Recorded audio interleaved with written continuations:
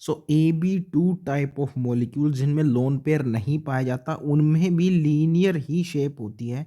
हमने पीछे देखा था by the example of CO2 and यहाँ पे जितने भी मॉलिक्यूल्स दिए हैं उनमें लोन पेयर नहीं है, तो यहाँ पे जो AB2 है उसमें लीनियर ही शेप होगी and it is the only possible shape for this type of molecule, क्योंकि इसमें दो इलेक्ट्रॉन्स पेयर होते हैं and to attain the maximum possible distance, maximum repulsion हो पाए इनमें, तो उसके लिए यही पॉसिबल शेप है। The angle between them must be 180। So linear would be the shape of this molecule BCl2 and HgCl2। AB2 types of molecules हैं ये। आगे है BF3AB3 टाइप ऑफ मॉलिक्यूल। तीन इसमें लोन पेयर पाए जाते हैं एंड प्लेनर शेप इसलिए होती है क्योंकि इनमें 120 डिग्री एंगल होता है बिटवीन वेरियस बॉन्ड्स एंड यहाँ पे the maximum distance at which these two bond pairs can exist is at 120 degree angle with each other. अगर इससे ज़्यादा एंगल हुआ तो दूसरे के नज़दीक हो जाएगा और रिपल्जन हो जाएगा, वही पोजीशन पे इसको आना होगा, तो it is a maximum distance. इसमें 120 डिग्री एंगल बनता है एंड एक प्लेन में, क्योंकि तीनों बॉन्ड्स इसमें लाई करते हैं, bond pairs, electron pairs, that's why trigonal planar इसको बोला गया है। BF3 इसका एग्जाम्पल होता है AB3 टाइप ऑफ मॉलिक्यूल का एंड इसकी नेट डाइपोल मोमेंट ज़ीरो होती है इसी प्लेनर प्रॉपर्टी के कारण इस मॉलिक्यूल की। उसके बाद चार इलेक्ट्रॉन पेयर्स जिस टाइप ऑफ मॉलिक्यूल्स में पाए जाते हैं उसको टेट्राहेड्रल शेप बनती है उसमें and maximum angles is 109.5 degree. Examples हैं इनके मीथेन और अमोनियम आयन एंड इसके अलावा जब एक लोन पेयर इंक्लूड हो जाता है इसी स्ट्रक्चर में टेट्राहेड्रल में, फॉर द एग्जांपल अमोनिया, तो एंगल 2.5 डिग्री डिक्रीज कर जाता है, 107 हो जाता है। और अगर एक और लोन पेयर इंट्रोड्यूस हो जाए फॉर एग्जांपल वाटर, तो उसमें 2.5 डिग्री और डिक्रीज हो जाता है और 104.5 हो जाता है। तो ऐसे आपको लर्न करने होते हैं इनके एंगल्स, बॉन्ड एंगल्स, जो कि डिक्रीज होते हैं by introduction of lone pairs. उसके बाद 5 नंबर ऑफ इलेक्ट्रॉन पेयर्स की स्ट्रक्चर को ट्राइगोनल बाई पिरामिडल बोलते हैं। ये टेट्राहेड्रल का तो आपको समझ ही आ रहा होगा, इसमें 4 हेड्स होते हैं एज द नेम सजेस्टिंग। ये 2 लेटरल होते हैं, एक सामने की ओर हो जाता है और एक पीछे की ओर हो जाता है, ऐसे 4 हेड्स होते हैं इसमें।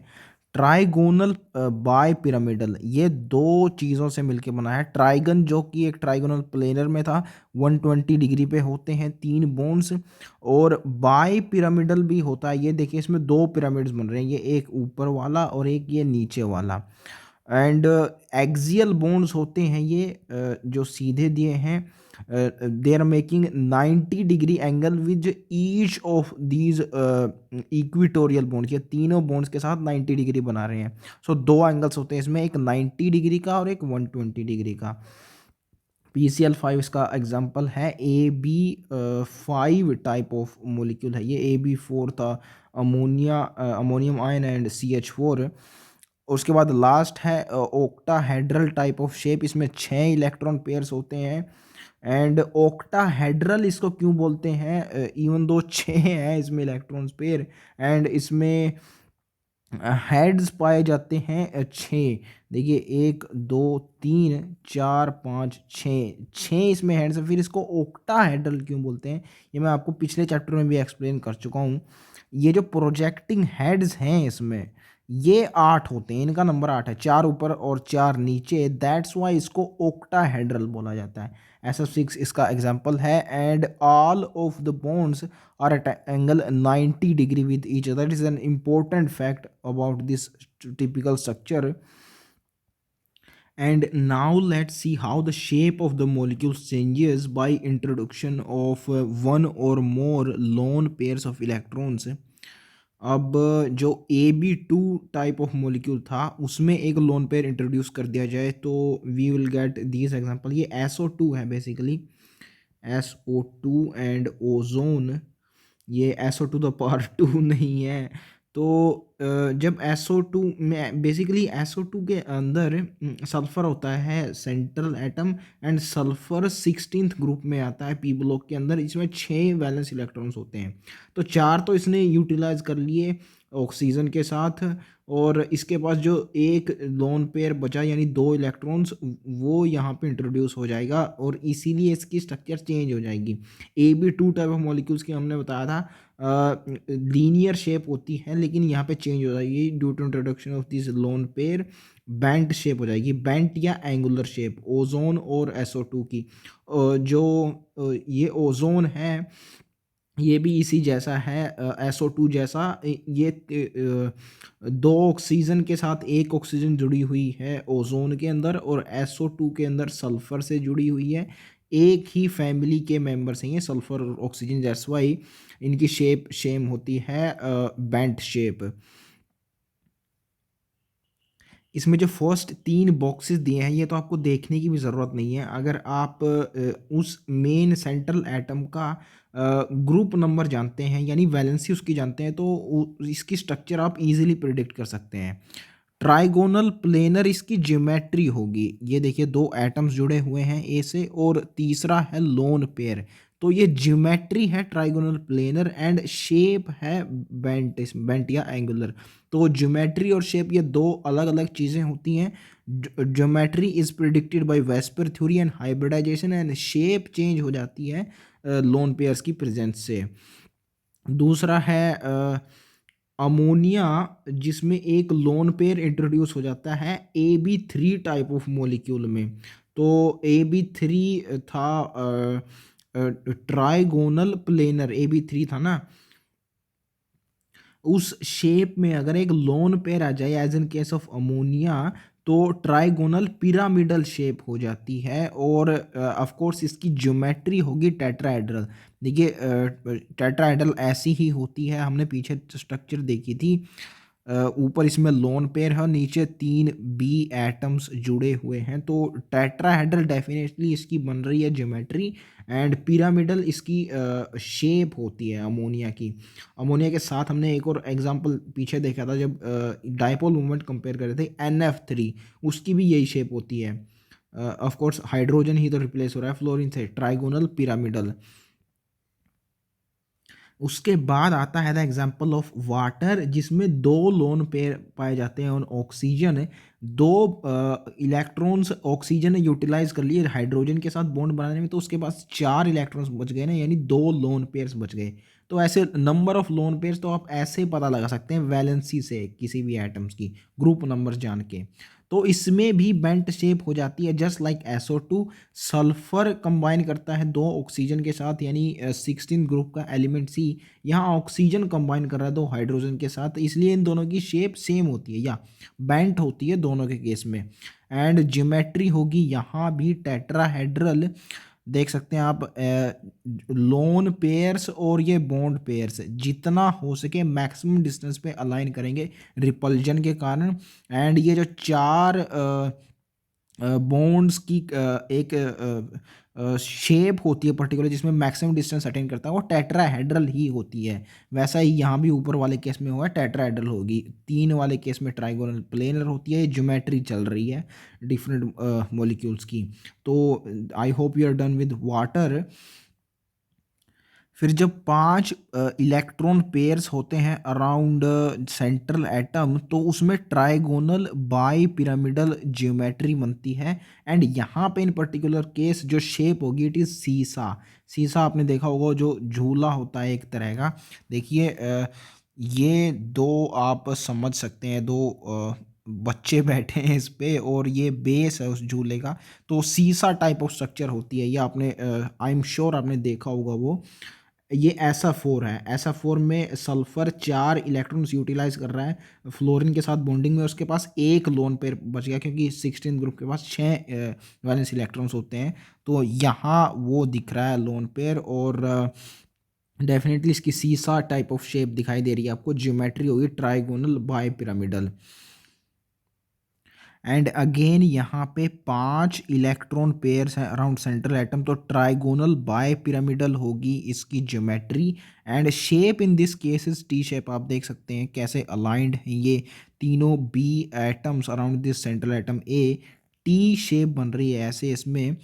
तो डेफिनेटली आपको समझ में आ रही होगी ये शेप। ClF3 का ये एग्जांपल है। देखिए 3 इलेक्ट्रॉन्स यूटिलाइज कर लिए क्लोरीन ने फ्लोरीन के साथ बॉन्डिंग करने में, और क्लोरीन 17 ग्रुप में आता है, 7 वैलेंस इलेक्ट्रॉन्स होते हैं इसके पास, तो बच गए 4 यानी 2 लोन पेयर्स बच गए। तो ये यहाँ दिखाई दे रहे हैं आपको lone pairs, 2 T shape structures and trigonal bi pyramidal geometry.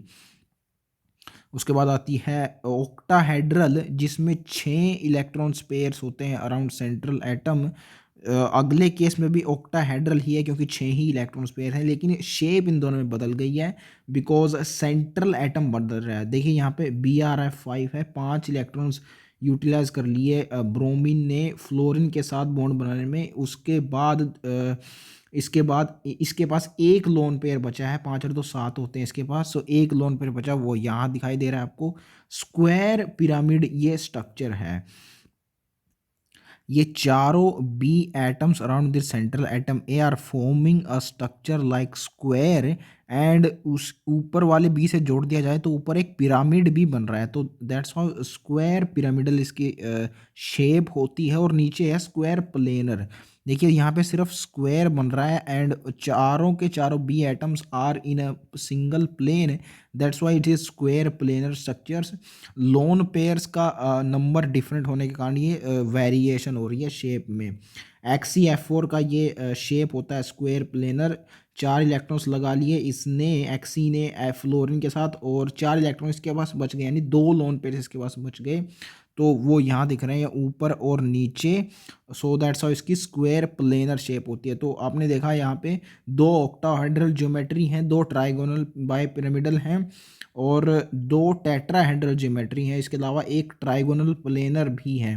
तो ज्योमेट्री और शेप कैसे प्रेडिक्ट करनी है किसी भी मॉलिक्यूल में, ये अब आपको आई थिंक समझ में आ रहा होगा। उसकी वैलेंसी से, उसके ग्रुप नंबर से आप प्रेडिक्ट कर सकते हैं लोन पेयर्स और बॉन्ड पेयर्स अराउंड इट। अब यहाँ पे आपको एक्सप्लेनेशन दी गई है कि क्यों लोन पेयर्स की प्रेजेंस से शेप चेंज हो जाती है, the reason for the shape acquired. पहला एग्जांपल है SO2 मॉलिक्यूल का, जिसकी थ्योरेटिकली होनी चाहिए शेप ट्राई एंगुलर प्लेनर। आप देख भी पा रहे होंगे ट्राई एंगुलर प्लेनर ऐसे ही शेप होती है, but actually it is found to be bent और वी शेप्ड। तो अभी इसकी स्ट्रक्चर है ऐसे वी शेप्ड है, जो दो ऑक्सीजन के साथ बॉन्ड बना रहा है वो ऐसे कुछ शो हो रहे हैं, तो डेफिनेटली ये वी बन रहा है। आई नो उल्टा बन रहा है लेकिन है वी शेप्ड ये, तो बेंट और वी शेप्ड इसको बोल सकते हैं। रीज़न क्या है इसका? The reason being lone pair bond pair repulsions are much as compare to the bond pair repulsions. तो इन दोनों ऑक्सीजन के तो बॉन्ड पेयर्स बनाए सल्फर के साथ, उनमें रिपल्जन काफ़ी कम है, ये रिपल्जन ज़्यादा है lone pair bond pair repulsion. इनका रीज़न क्या होता है ये हम ऑलरेडी देख चुके हैं पीछे कि कौन से रिपल्जन सबसे ज़्यादा होते हैं, कौन से कम। तो डेफिनेटली इनके ज़्यादा होने से रिपल्जन्स ये एंगल डिक्रीज कर जाता है। ये तो 120 डिग्री होता है ना सभी के सभी बॉन्ड्स के बीच में, ट्राई एंगुलर प्लेनर स्ट्रक्चर्स के बीच में, ट्राइगोनल प्लेनर है, तो 120 ये डिक्रीज कर जाता है 119.5 फ्रॉम 120 डिग्री। तो यहाँ पे इसको आप ऐसे याद रख सकते हैं, यहाँ पे एक लोन पेयर आया ना, तो एक लोन पेयर के आने से 0.5 डिग्री डिक्रीज कर गया एंगल। 2 लोन पेयर आ जाते हैं आगे जाके वाटर के अंदर, तो उसमें 2.5 डिग्री डिक्रीज हो रहा है। तो इस ऐसे आप याद रख सकते हैं, 1 से 0.5, 2 से 2.5। जी हाँ, ये एंगल एग्जैक्टली आपको याद रखना है, 119.5 हो जाता है इन case of SO2। Next is the example of ammonia. इसकी भी थ्योरेटिकली टेट्राहेड्रल शेप होनी चाहिए, एंड थ्योरेटिकली शेप कैसी होनी चाहिए ये आप ज्योमेट्री से पता लगा सकते हैं। ज्योमेट्री थ्योरेटिकली प्रिडिक्ट की जाती है। देखिए इसकी जगह अगर बॉन्ड पेयर होता, लोन पेयर की वजह से ही चेंज हो रही है ना ज्योमेट्री, शेप डिफरेंट हो रही है, तो ज्योमेट्री अगर आपको पता लगानी है तो लोन पेयर की जगह बॉन्ड पेयर आप मान सकते हैं। तो इसकी अगर जगह अगर बॉन्ड पेयर होता तो ये टेट्राहेड्रल स्ट्रक्चर हो जाता है। तो दैट्स वाई टेट्राहेड्रल इसकी थ्योरेटिकल शेप होनी चाहिए। लेकिन due to presence of this lone pair the and we know the repulsion between lone pair bond pair are definitely more than bond pair repulsion. So angle reduce हो जाता है 107 from 109.5 the standard angle for tetrahedral. तो 2.5 degree decrease हो जाता है as I have already told you. 107 रह जाता है इसमें because of these loan pair bond pair repulsion. ये टाइप ऑफ रिपल्सन ज़रूर आपको याद रखने हैं। लोन पेयर बॉन्ड पेयर आया है in the case of both of these SO2 and ammonia. Lone pair bond pair are more than bond pair. अगला है वाटर, जिसमें अगर इन दोनों को अगर हम बॉन्ड पेयर्स अज्यूम कर लें तो टेट्राहेड्रल इसकी ज्योमेट्री होनी चाहिए। लेकिन लोन पेयर्स की प्रेजेंस से ज्योमेट्री चेंज हो जाती है एंड शेप हो जाती है डिस्टॉर्टेड टेट्राहेड्रल और एंगुलर शेप। बेंट भी बोल सकते हैं इसको, बेंट और एंगुलर। रीज़न यहाँ पे है lone pair repulsion is more than loan pair bond pair repulsion which is in turn more than bond pair repulsion. तो ये तीनों चीज़ें ही इसमें वैलिड होती हैं। रीज़न इसका साफ है क्योंकि इसमें दो लोन पेयर्स आ गए हैं, इनके भी तो रिपल्जन्स काउंट होंगे। तो इसलिए सारे टाइप ऑफ रिपल्जन्स यहाँ पे आ गए हैं। लोन पेयर बॉन्ड पेयर ज़्यादा होते हैं बॉन्ड पेयर से, और लोन पेयर ज़्यादा होते हैं लोन पेयर बॉन्ड पेयर से। तो सभी टाइप ऑफ रिपल्जन यहाँ पे इंक्लूड किए हैं बिकॉज दो लोन पेयर्स आ गए हैं। एंड 2.5 डिग्री एंगल यहाँ भी डिक्रीज कर जाएगा 107 से 2.5 डिग्री डिक्रीज किया तो 104.5। ये इसमें रिड्यूस हो जाएगा angle between this two hydrogens bond angle. आगे आपको दो स्ट्रक्चर्स दी हुई हैं जिनमें से आपको स्टेबल वन को सेलेक्ट करना है on the basis of repulsions. In structure A there are 3 lone pair bond pair repulsion at 90 degree. तो ये तीनों फ्लोरीन इस SO4 मॉलिक्यूल में प्लेनर शेप के अंदर है, यानी ये तीनों are at in a single plane at angle 120 degree with each other. And हमने देखा था PCl5 के एग्जांपल में कि इन फ्लोरिन्स के बीच में वहाँ पे क्लोरिन्स थे, और ये जो एक्सियल बॉन्ड्स होते हैं ये वाले, इन दोनों के बीच में 90 डिग्री एंगल होता है। तो वहीं आपको यहाँ पे बोला गया है lone pair bond pair repulsion are at 90 degree and there are 3 in the case of A there are 3 repulsions. In B there are only 2 lone pair bond pair repulsions. And repulsions जितने कम होंगे between the electron pairs in the molecule उतनी ज़्यादा उसकी stability होगी। And ये हमने VSEPR theory के पोस्टुलेट्स में भी पढ़ा था that electron pairs tends to minimise repulsion between them and maximise distance. तो मिनिमम रिपल्जन होना चाहिए। So that's why B is shape is more stable here. यहाँ पे सिर्फ दो ही फ्लोरीन बचे हैं एक प्लेन में जो कि 90 डिग्री एंगल बना रहे हैं इस लोन पेयर के साथ। तो डिक्रीज करके यहाँ पे loan pair bond pair repulsion पहले में ए में 3 थे, यहाँ पे 2 रह गए, तो B is more stable. And ये शेप होगी डिस्टॉर्टेड टेट्राहेड्रन। SF4 आप जानते हैं, CH4 का एग्जांपल ले लीजिए। AB4 टाइप ऑफ मॉलिक्यूल है ये बेसिकली। एंड AB4 की टेट्राहेड्रन यानी टेट्राहेड्रल स्ट्रक्चर होती है। एक लोन पेयर के इंट्रोडक्शन के कारण शेप चेंज हो गई यानी डिस्टॉर्टेड टेट्राहेड्रल होगी, डिस्टॉर्शन आ गया शेप में। इसको फोल्डेड स्क्वायर भी बोल सकते हैं। आप जानते हैं स्क्वायर में ऐसे 4 बॉन्ड्स होते हैं, यहाँ पे सिर्फ 2 ही है ना, तो ये 2 वाले फोल्ड हो गए, ऐसा आप समझ सकते हैं। तो फोल्डेड स्क्वायर स्ट्रक्चर्स को बोला जा सकता है, आप ऐसे ही इसको समझ सकते हैं, फोल्डेड स्क्वायर। और तीसरा है सीसा, ये तो हमने देखा ही था, सीसा टाइप ऑफ स्ट्रक्चर होती है SO4 की। अब सिमिलर एग्जांपल लेके ClF3 का आपसे स्टेबल स्ट्रक्चर पूछ रहा है in the next part. In structure A, the lone pair are at equatorial position, so there are less lone pair bond pair repulsion as compared to others in which lone pairs are at axial position. So structure A is more stable.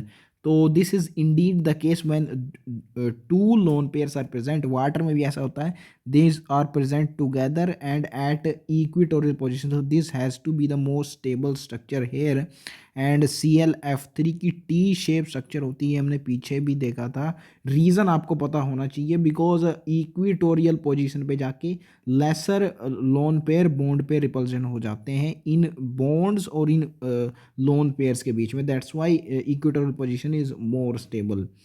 T shape हो जाती है इसकी structure ClF3 molecule की। इन बाकी दोनों examples में axial position occupy करी है लोन पेयर्स ने। That's why it has more repulsion and less stability. Now it was also about the VSEPR theory and उसके डीमेरिट्स हमने ऑलरेडी देख लिए थे, that it could not explain the theoretical basis of chemical bond formation, जो कि आगे valence bond theory के द्वारा एक्सप्लेन किया गया। So we are starting it now. As we know that Lewis approach helps in writing structure of molecules, but it fails to explain the formation of chemical bond. So structure of molecules बनती है by sharing of electrons between various atoms in a molecule. ये explain कर दिया था Lewis approach ने, because इसने covalent bond introduction दिया था।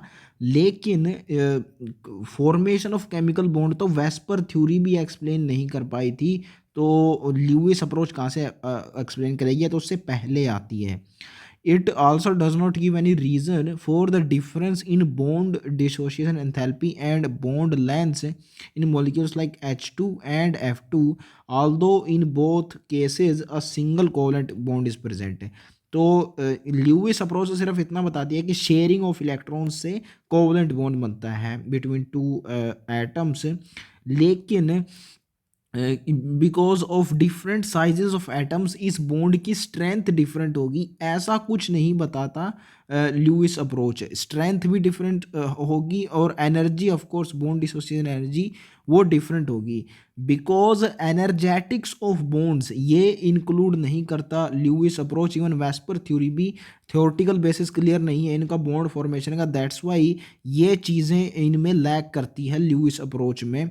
और H2 molecule has the highest bond dissociation enthalpy, this we have already discussed। इसकी वैल्यूज़ भी हमने याद रख ली थी। It also gives no idea about the shapes of the polar atomic molecule. So ये तो हमने पहले भी देख लिया था कि सिर्फ बॉन्डिंग एक्सप्लेन कर रहा है Lewis approach, Kossel and Lewis. Shapes तो एक्सप्लेन कर ही नहीं पा रहा है या किसी भी तरीके से। Similarly the VSEPR theory gives the geometry of simple molecules, but theoretically it does not explain them. Theoretically explain नहीं करती and also it has limited applications. So limited application होती है वेस्पर थ्योरी की। ये तो हमने पीछे भी देखा था, जहाँ पे लिखा है कि पी ब्लॉक एलिमेंट्स के कंपाउंड्स की शेप ही बताती है most of the P block elements this VSEPR theory. तो पीरियोडिक टेबल में तो और भी 3 ब्लॉक्स होते हैं, तो वहाँ पे एप्लीकेबल नहीं है ना, तो it has limited application and theoretical basis इसका क्लियर नहीं है, ये तो हम ऑलरेडी देख ही चुके हैं।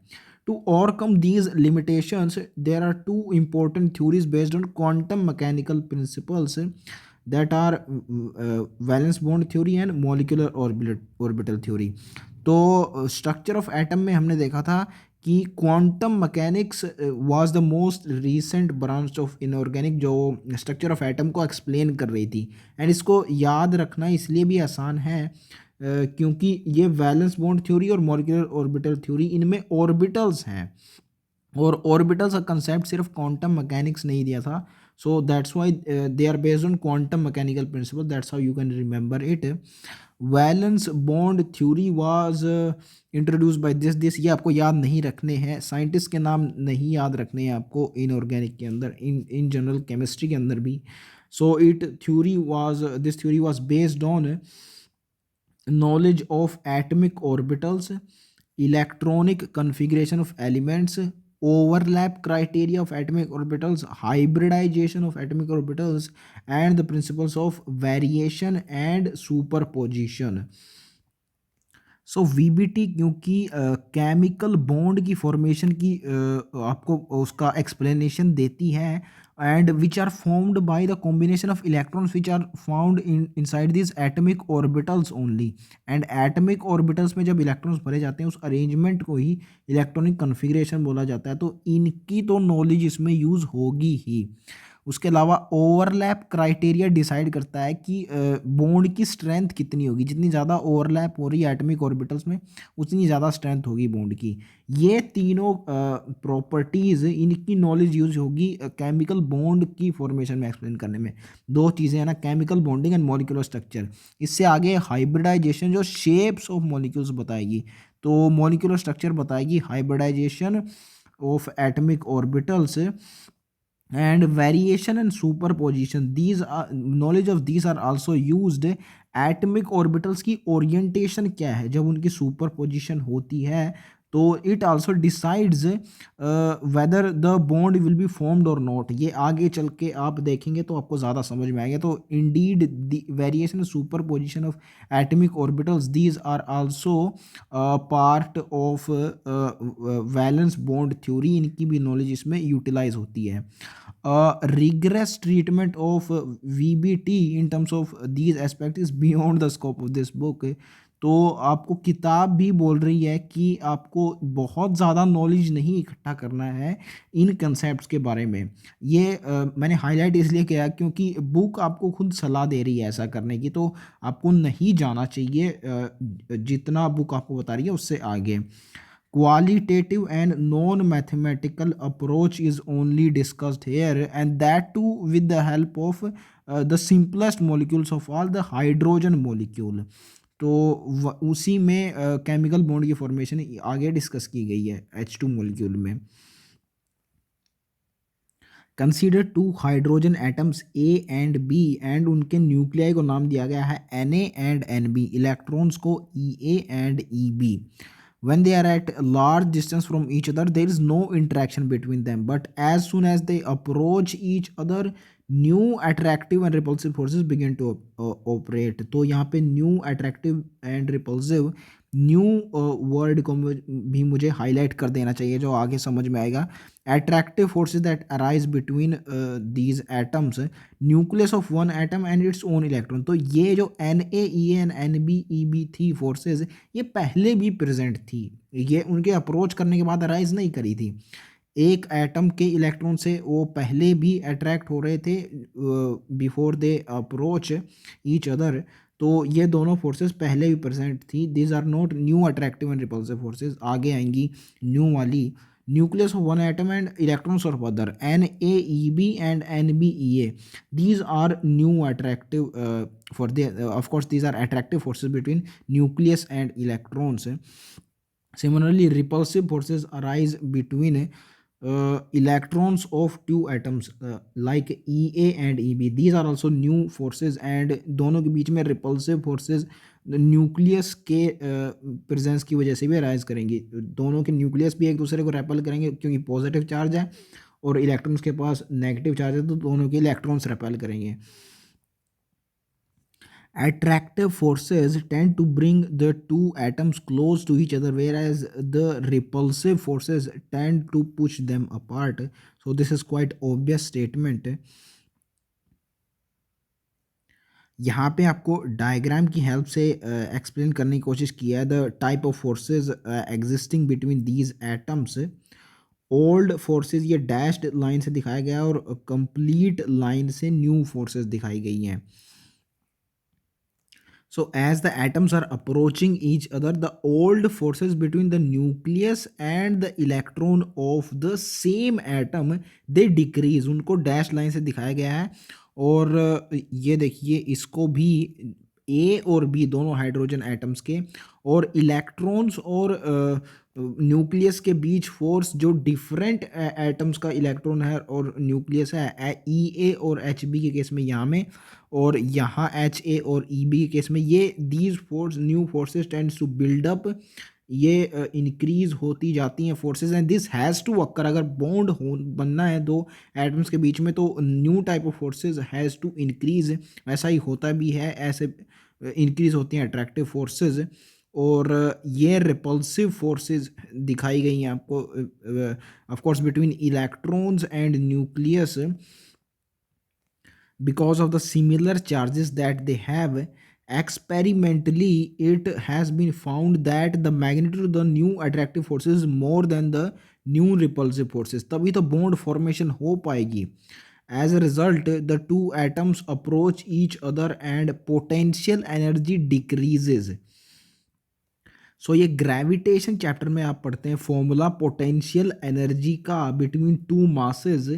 उस वो inversely proportional to the distance between masses होता है. जैसे जैसे डिस्टेंस डिक्रीज करता जाता है वैसे वैसे पोटेंशियल एनर्जी इंक्रीज करनी चाहिए फिर उस फॉर्मूला के अकॉर्डिंग. लेकिन उस फॉर्मूला में नेगेटिव साइन भी होता है पोटेंशियल एनर्जी के आगे. सो ओवरऑल डिक्रीज करती है पोटेंशियल एनर्जी डिस्टेंस के डिक्रीज होने से बिटवीन द टू मासेस. यहाँ पे दो एटम्स हैं due to that negative sign. Ultimately, a stage is reached where the net force of attraction balances the net force of repulsion and the system acquires minimum energy. तो potential energy minimum होनी चाहिए system की for maximum stability. This we know very well. Energy is inversely proportional stability and यही वो distance होता है between two atoms जहाँ पे बॉन्ड बनता है. दिस इज द जहाँ पे मिनिमम एनर्जी हो जाती है. This is the bond length and this minimum energy is called bond energy of the molecule. Hydrogen atoms are said to be bonded together to form a stable molecule having the bond length of 74 picometer. तो ये smallest होती है bond length between any single bond between two atoms. This we know very well क्योंकि highest इसकी energy भी होती है. 74 picometre है ये. And I don't think so आपको ये लेंथ एग्जैक्ट नंबर याद रखने की ज़रूरत है. स्मॉलेस्ट होती है एस टू केस में, सिर्फ इतना याद रखिए. Since the energy gets released when the bond is formed between two hydrogen atoms, the hydrogen molecule is more stable than that of isolated hydrogen atoms. तो मोलिक्यूल से क्योंकि एनर्जी निकल जाती है तो molecule is left with lesser energy and lesser energy means more stability. The energy so release is called bond enthalpy और bond dissociation enthalpy which is corresponding to the minimum in the curve depicted in figure 4.8. तो ये figure बहुत important है क्योंकि ये आ भी चुका है एक्चुअली. जो कोरोना वाला पेपर हुआ था कोविड वाला 2020 का उसमें एग्जैक्ट यही फिगर आया था और बॉन्ड एनर्जी आपसे पूछी थी क्या होगी. सो this is Indeed important and minimum in the curve हमने देखा मिनिमम पोटेंशियल एनर्जी हो जाती है when the attractive and repulsive forces balances each other. तो उसी को बॉन्ड डिसोसिएशन एंथैल्पी बोलते हैं. Conversely, this much of energy is required to dissociate 1 mole of H2 molecule. This we have already seen kilojoule per mole value होती है ये 1 mole of H2 को dissociate करने के लिए जितनी एनर्जी चाहिए बिटवीन गैसियस कंस्टिट्यूएंट्स एटम्स. इसको बॉन्ड डिसोसिएशन एंथैल्पी बोलते हैं. ऑफ कोर्स जितनी रिलीज होगी उतनी ही रिक्वायर्ड होगी इसको तोड़ने के लिए भी. सो दो हाइड्रोजन एटम्स जहाँ पे बॉन्डेड स्टेट में होंगे the energy possessed by the molecule in that state is called bond energy जो कि 435.8 गिवन है. यहाँ पे हमने देखा भी था इसको लर्न कैसे करना है. एंड यहाँ पे ध्यान देने लायक बात ये है कि जीरो से लेके जो जहाँ पे बॉन्ड एनर्जी मिनिमम हो रही है उसके बीच का डिफरेंस होता है बॉन्ड एनर्जी. इसी को बोलते हैं बॉन्ड एनर्जी. तो यही आपसे कोविड वाले पेपर में क्वेश्चन आया था केमिस्ट्री सेक्शन में. यहाँ पे लेट से ए पॉइंट है जहाँ पे एनर्जी कुछ है और मिनिमम इन द कर्व हो गया B point. So bond energy यहाँ से हो गई A minus B. This would be the bond energy and the distance between the nuclei of these two atoms in this bonded state इसी को bond length बोला जाता है. तो यहाँ से लेके ये इंटर न्यूक्लियर डिस्टेंस जहाँ पे मिनिमम एनर्जी हो रही है ये है 74 picometre in case of hydrogen molecule. So this would be the bond length. And one more thing that you must be noticing here is that इस मिनिमम पॉइंट से भले ही आप आगे जाएं इस इंटर न्यूक्लियर डिस्टेंस में यानी मॉलिक्यूल्स को और ज़्यादा अप्रोच करवाएं या फिर इससे पीछे जाएं. दोनों ही केस में अगर आप मॉलिक्यूल्स को दूर करेंगे दोबारा तो अट्रैक्टिव फोर्स बढ़ जाएगी और अगर और इससे ज़्यादा नज़दीक लाएंगे दोनों एटम्स को तो रिपल्सिव फोर्सेस इंक्रीज हो जाएंगी। Both of the case forces increase which tends to less stability, so this is the minimum energy position which has the maximum stability. इससे आगे भी जाएंगे या पीछे भी जाएंगे, दोनों डायरेक्शंस में एनर्जी इंक्रीज हो रही है, मीन स्टेबिलिटी डिक्रीज हो रही है। So this is the most stable position that I want to tell. The potential energy curve is given here for the formation of H2 molecule as a function of internucleus distance of hydrogen atoms. The minimum in the curve correspond to the more stable state of hydrogen. This is the bond length or bond energy, because both of these are depicted in this graph. So this is very important graph. इससे question आ चुका है already. Now the orbital overlap concept. In the formation of hydrogen molecule, there is a minimum energy state when two hydrogen atoms are so near that their atomic orbitals undergo partial interpenetration. तो ये होता ही है, इसका evidence पीछे भी हमने देखा था, जहाँ पे हमने देखा था कि वंडर वाल रेडियस ज़्यादा होती है किसी भी एटम में as compare to covalent radius. Covalent means जब बॉन्डेड स्टेट होती है दो एटम्स की, मैंने आपको बताया था वहाँ पे ऑर्बिटल्स ओवरलैप कर जाते हैं। तो इसी की बात मैं कर रहा था, पार्शियल इंटरप्रिटेशन हो जाता है एटमिक ऑर्बिटल्स का। And this has to happen क्योंकि अगर इंटरप्रिटेशन नहीं होगी तो attractive forces between the nuclei and electron of the same atom वो ही ज़्यादा होंगी। जब नज़दीक होगा दूसरे एटम का इलेक्ट्रॉन पहले के न्यूक्लियस से, तभी उनके बीच में बॉन्ड बन पाएगा। तो partial interpretation has to happen for the formation of chemical bond. This is called overlapping of atomic orbitals, which results in the pairing of electrons, which in turns forms the bond. The extent of overlap decides the strength of the covalent bond. This I have already told you. In general, greater is the overlap, stronger is the bond formed between two atoms. Therefore, according to the orbital overlap concept, formation of a covalent bond between two atoms results by the pairing of electrons present in the valence shell having opposite spins. तो opposite spins होती है electrons की, ये हमने देखा था structure of atom के अंदर भी। The electrons present within the same orbital must have opposite spins. ये होता है Pauli exclusion principle. And because यहाँ पे दो ऑर्बिटल्स ओवरलैप कर रहे हैं एक दूसरे में, तो आप उनको ट्रीट कर सकते हैं as a one orbitals, same orbital. तो इनमें अपोजिट स्पिन्स होनी चाहिए इलेक्ट्रॉन्स की। So that's how a chemical bond is formed, explained by this VBT valence bond theory. Now covalent bonds have directional properties, इसी की वजह से शेप्स होती है डिफरेंट मॉलिक्यूल्स की, क्योंकि डिफरेंट एंगल्स पे अलाइन करते हैं different bonds due to this directional property only. The molecule of hydrogen is formed due to the overlap of 1s orbital of two hydrogen atoms, क्योंकि 1s ही होता है, 1s1 configuration होती है hydrogen की। तो ये जो 1s ऑर्बिटल में प्रेजेंट है, एक एक इलेक्ट्रॉन यही ओवरलैप करते हैं to form this H2 molecule.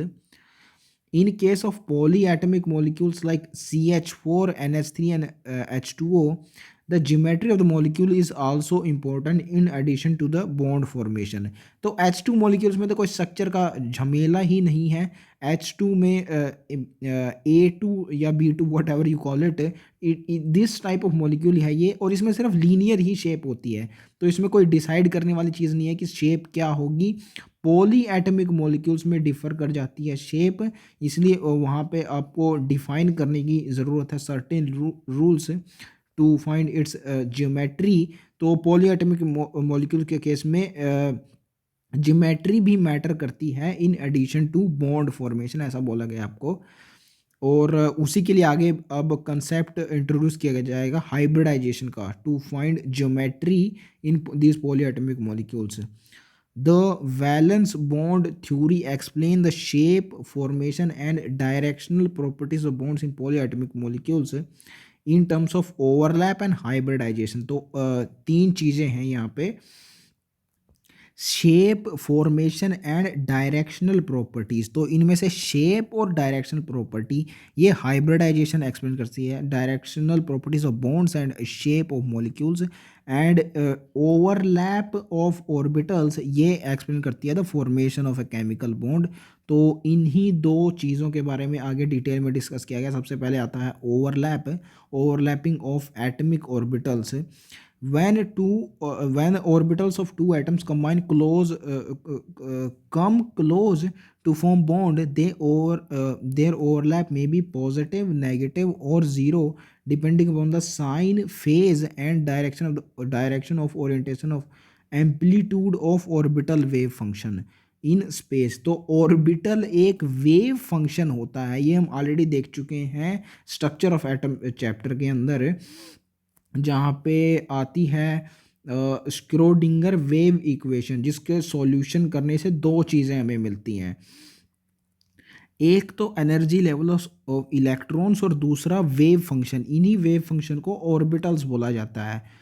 तो ऑर्बिटल्स की जो ओवरलैप है वो पॉजिटिव भी हो सकती है, नेगेटिव और ज़ीरो। सिर्फ पॉजिटिव ओवरलैप के केस में बॉन्ड फॉर्मेशन होगी। ऑफ कोर्स ओवरलैप ही तो बॉन्ड फॉर्मेशन में रिजल्ट करती है। अगर यही नेगेटिव या ज़ीरो रह गई तो बॉन्ड फॉर्मेशन कैसे होगा? which is depending on the sign or phase and direction or orientation of amplitude of wave functions। तो वही है, फेज जिन ऑर्बिटल्स के ओवरलैप में सेम होगा उसी में बॉन्ड फॉर्मेशन रिजल्ट करेगी। Positive and negative sign on the boundary surface diagram. तो ये चीज़ भी हमने देखी हुई है स्ट्रक्चर ऑफ एटम में। ये इंडिकेट करती है वो प्रोबेबिलिटी जहाँ तक जहाँ इलेक्ट्रॉन्स पाए जाने की प्रोबेबिलिटी हो सकती है वो surface. Show the sign phase of orbital wave function are not related to the charge. So of course सिर्फ फेज बताती है ये पॉजिटिव और नेगेटिव। आप जानते हैं एक वेव के अंदर ऑर्बिटल वेव होता है, एक पॉजिटिव फेज होता है और एक नेगेटिव होता है जब वो नीचे की ओर जाती है। तो जब पॉजिटिव फेज में है उसको ये पॉजिटिव साइन दिखा रहा है और नेगेटिव को नेगेटिव साइन दिखा रहा है। तो it is absolutely not related to the charge. You know it very well. Wave के केस में आपको पता ही होगा। Orbitals forming a bond should have same sign and orientation in space। यही मैं आपको बता रहा था, साइन एंड ओरिएंटेशन भी सेम होनी चाहिए और ओवरलैप के लिए, इफेक्टिव ओवरलैपिंग के लिए। This is called positive overlap. सिर्फ this only result in the formation of bond. Criterion for overlap as the main factor for the formation of covalent bonds applies uniformly to the homonuclear, heteronuclear, diatomic molecules and polyatomic molecules। तो किसी भी type का molecule हो सकता है, वो bond formation criteria सिर्फ same यही रहेगा जो पीछे आपको बताया। पॉजिटिव साइन और ओरिएंटेशन होनी चाहिए एटमिक ऑर्बिटल्स की। Now we will use VB theory to find out the geometrical shapes of these polyatomic molecules which can be explained in terms of orbital overlaps। अब आप सोच रहे होंगे कि हाइब्रिडाइजेशन यूज़ होती थी शेप्स को फाइंड करने में, ये ऑर्बिटल ओवरलैप की टर्म्स में कैसे एक्सप्लेन किया जा रहा है। तो अभी आप नीचे देखेंगे कि इससे काम नहीं चलेगा, हाइब्रिडाइजेशन का यूज़ होगा ही इसमें शेप्स को एक्सप्लेन करने के लिए। Let us consider the example of methane। ground state configuration of carbon methane के अंदर होती है helium 2s2 2p2। Helium here is corresponding to 1s2। ये हमने देखा था कैसे शॉर्ट फॉर्म में इलेक्ट्रॉनिक कॉन्फ़िगरेशन लिखते हैं स्ट्रक्चर ऑफ एटम के अंदर। तो 1s2 2s2 2p2 होती है ground state electronic configuration. 6 electrons होते हैं इसमें। बेसिकली वैलेंस इलेक्ट्रॉन होंगे 2s2 2p2, 4 valence electrons. Excited state के अंदर it becomes 2s1 2px1 and 2py1। तो 2s2 के अंदर जो 2 इलेक्ट्रॉन्स थे वो एक्साइट कर गए और एक इलेक्ट्रॉन्स बचा 2s के अंदर, और 2py जो दूसरा p ऑर्बिटल्स था उसके अंदर एक इलेक्ट्रॉन्स पहुंच गया। सो बेसिकली 2s ऑर्बिटल के अंदर जो दो इलेक्ट्रॉन्स थे उनमें से एक एक्साइट कर जाता है, और जो पहले दो p ऑर्बिटल्स हाफ फील्ड थे अब वो तीन हो जाते हैं, 2px 2py and 2pz, which is a necessary condition required for bonding. सारे के सारे ऑर्बिटल्स हाफ फील्ड होने चाहिए, क्योंकि दूसरे का एटम का जो कंबाइन कर रहा है कार्बन के साथ हाइड्रोजन, उसके भी इलेक्ट्रॉन्स इन्हीं में एकोमोडेट होने हैं। The energy required for this excitation is compensated by the release of energy due to the overlap between the orbitals of carbon and that of hydrogen. So this is the only way of gaining energy, the energy released due to the bond formation. यही यहाँ पे utilise होगी excitation के लिए जो energy चाहिए उस process में। The four atomic orbitals of carbon, each with an unpaired electrons, can overlap with 1s orbitals of four hydrogen atoms to form 4 CH bonds. Three of the p orbitals are at of carbon at 90 to each other, so that's why there is 3 CH bond will be oriented at 90 degree to one another. सो ये हम structure of atom से भी जानते हैं कि p x p y और p z ये तीनों are aligned at 90 degree to each other. So hydrogen के साथ जो बॉन्ड बनने के बाद जो ऑर्बिटल्स होंगे, three of the p orbital, they must be align at 90 degree to each other, and the 2s orbital of carbon and 1s orbital of hydrogen spherically symmetrical होता है, s orbital we know it very well, so they can overlap in any direction. So the fourth CH bond, the direction of the fourth CH bond cannot be ascertained, क्योंकि spherical symmetrical होता है तो एक direction particular नहीं बताई जा सकती। It can be accommodated in any direction. This description does not fit in with the tetrahedral HCH angles of 109.5. तो यहाँ पे तीन orbital p orbitals at an angle 90 degree align कर रहे हैं और चौथे की डायरेक्शन स्पेसिफाई नहीं कर सकते, लेकिन हम जानते हैं कि CH4 में तो टेट्राहेड्रल होता है ना। ऑब्जर्व्ड ये है इसका टेट्राहेड्रल शेप जिसमें 109.5 डिग्री होता है सभी CH बॉन्ड्स का एंगल, तो ये तो इससे एक्सप्लेन नहीं हो रहा, इसलिए हाइब्रिडाइजेशन कंसेप्ट यहाँ पे इंट्रोड्यूस किया गया। उसकी ज़रूरत पड़ी ये बताने के लिए कि सीधे सीधे ऑर्बिटल्स पार्टिसिपेट नहीं करते केमिकल बॉन्डिंग में, पहले उनकी इंटरमिक्सिंग होती है, हाइब्रिडाइजेशन होती है, फिर वो एलिजिबल होते हैं बॉन्डिंग के लिए, and then they are oriented at these angles. So that's how hybridization explains the shapes of the molecule. Clearly, it follows that simple atomic orbital overlap does not account for the directional characteristics of bonds in CH4. तो वही बोल रहा है कि simply ये सीधे सीधे atomic orbitals ही participate नहीं करते बॉन्डिंग में, पहले ये इंटरमिक्स होते हैं, कंबाइन करते हैं एक दूसरे से और हाइब्रिड ऑर्बिटल्स बनाते हैं, they participate in bonding and they account for direction characteristics of such molecules. So before we go to the next page, ये ऑर्बिटल्स डायग्राम हमने नहीं देखे थे, इनको देख लेते हैं एक बार।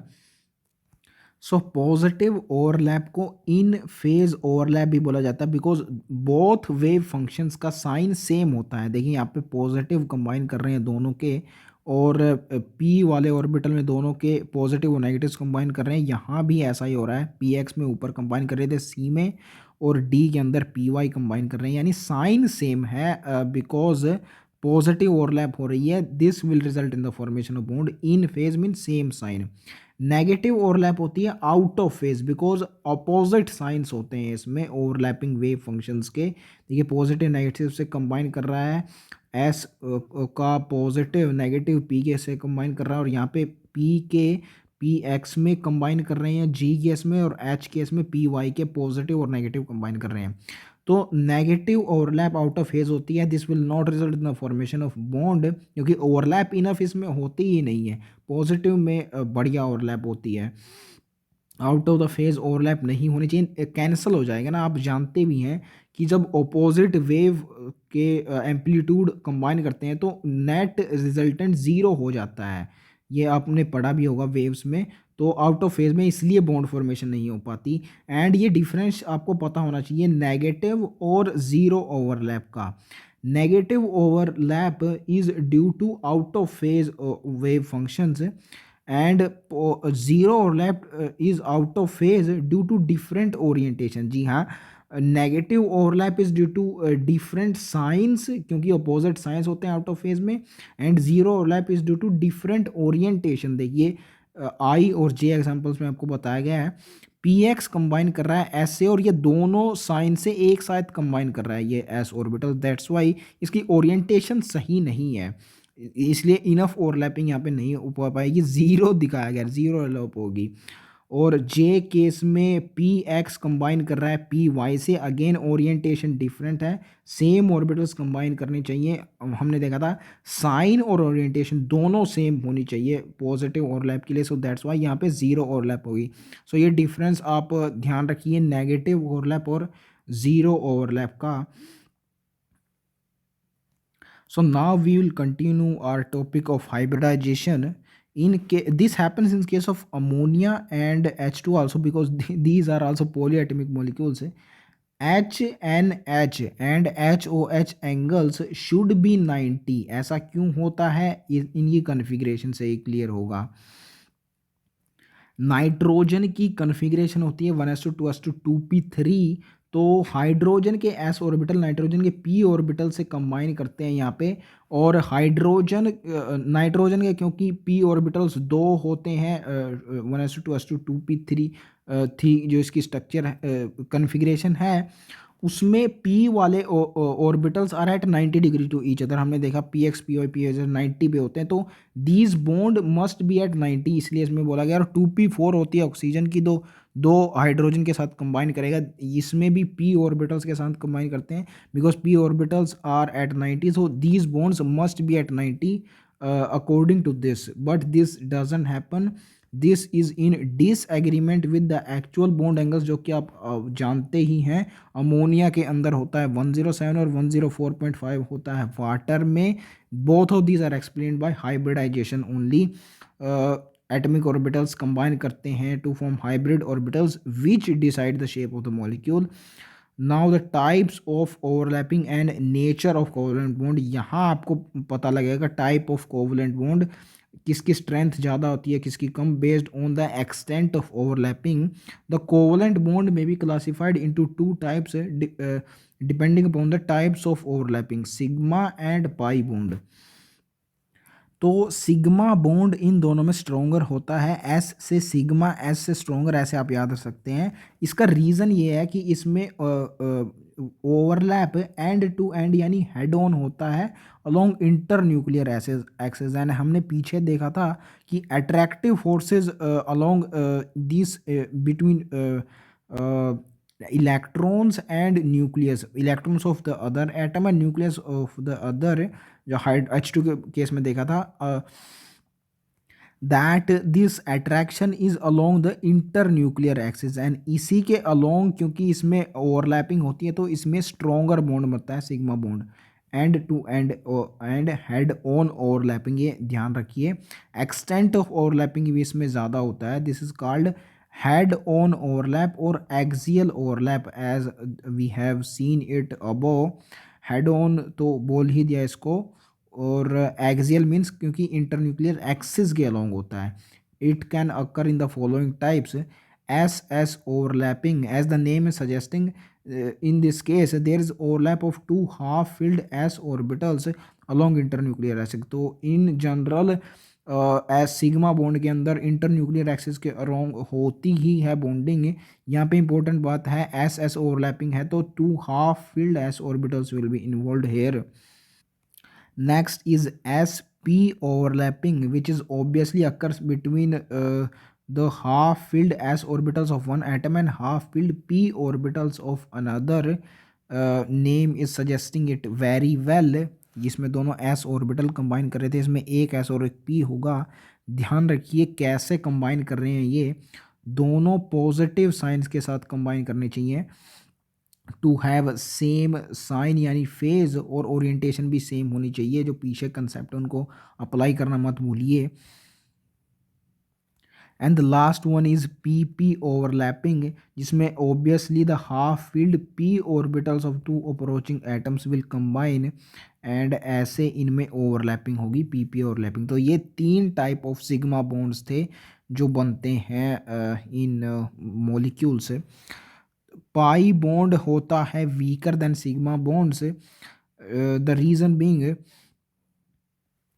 the atomic orbitals combine here or overlap here in such a way that their axis remains parallel to each other and perpendicular to the internuclear axis। तो internuclear axis के along combine नहीं कर रहे, perpendicularly combine कर रहे हैं, इसलिए overlapping कम होगी in this case, and that's how pi bond is weaker। The orbitals formed due to sidewise overlapping consist of two saucer type of charged clouds above and below the plane of participating atoms। तो ये आपको charge clouds दिख रहे हैं अबो and below. ऐसा इसलिए क्योंकि अबो and below ये परपेंडिकुलर डायरेक्शन है, परपेंडिकुलर डायरेक्शन के अलोंग इंटरन्यूक्लियर एक्सिस होती है, वहाँ पे ज़्यादा होती है इलेक्ट्रॉन डेंसिटी, बॉन्ड बनता है जहाँ पे हमने देखा था ना बीच में, कोवलेंट बॉन्ड में बीच में बनता है इंटरन्यूक्लियर डेंसिटी, जो इलेक्ट्रॉन डेंसिटी वो ज़्यादा होती है। तो वही है इसमें परपेंडिकुलर डायरेक्शन में बनते हैं बॉन्ड साइड वाइज ओवरलैप, तो बीच में डेंसिटी ज़्यादा रहती है। तो above and below electron charge clouds आपको दिखाई देते हैं। सॉसर शेप होती है इनकी, सॉसर मीन्स जो चाय रखने की वो प्लेट होती है उस जैसा इसकी शेप होती है, तो ये सॉसर भी आपको याद रखना है। तो ऐसे होती है sidewise overlap, extent of overlapping इसमें कम होता है, that's why pi bond is weaker. एक चीज़ आपने नोटिस करी होगी कि pi bond formation takes place by p orbitals only, p p overlap होती है, वाइल सिग्मा बॉन्ड्स के केस में एस एस भी हो सकती है, एस पी और पी पी भी हो सकती है। पी पी और overlapping of sigma bond and pi bond can be distinguish by the extent of overlapping. देखिए यहाँ पे ओवरलैपिंग ज़्यादा हो रही है, और दूसरी बात हेड ऑन हो रही है, एंड टू एंड हो रही है, लेकिन यहाँ पे साइड वाइज ओवरलैप होती है बिटवीन दीज टू और पी ऑर्बिटल्स, एंड कम होती है, एक्सटेंट ऑफ ओवरलैपिंग कम है। तो ऐसे डिस्टिंग्विश कर सकते हैं p p of sigma and pi bonds. Now the strength of sigma and pi bonds are discussed which I have already told you. In case of sigma bond, the overlapping of orbitals take place to a larger extent. That's why it is stronger as compared to pi bond, which has smaller extent of overlapping. Further, it is important to note that in the formation of multiple bonds between two atoms of a molecule, pi bond is formed in addition to a sigma bond. अब ये आपको बहुत अच्छे से समझ आ रहा होगा, क्योंकि एस बॉन्ड जो सिग्मा बॉन्ड होता है वो बनता है along inter nuclear axis, and जब दो एटम्स कंबाइन करते हैं तो सिर्फ एक ही होती है इंटर न्यूक्लियर एक्सिस, उसके अलोंग कंबाइन ओवरलैपिंग होने से एक बन गया सिग्मा बॉन्ड। अब perpendicular direction of side wise overlapping ये कितनी भी हो सकती हैं। तो ट्रिपल बॉन्ड्स का अगर आप एग्जांपल लें तो एक उसमें 2 पाई बॉन्ड बन जाएंगे, डबल बॉन्ड में एक और एक्स्ट्रा पाई बॉन्ड बन जाएगा, यानी कि इंटर न्यूक्लियर एक्सिस एक ही होती है, तो सिग्मा बॉन्ड सिर्फ एक ही बनेगा इन्हीं दो आइटम्स के बीच में, बाकी जितने भी बॉन्ड्स बनेंगे वो पाई बॉन्ड्स ही होंगे। ये अब आपको समझ में आ रहा होगा। Now it's the concept of hybridization very important, and I was thinking of starting in the next lecture because it is quite important one. uh, let's discuss hybridization in the next part, and most probably that would be the next last part of this chapter, chemical bonding.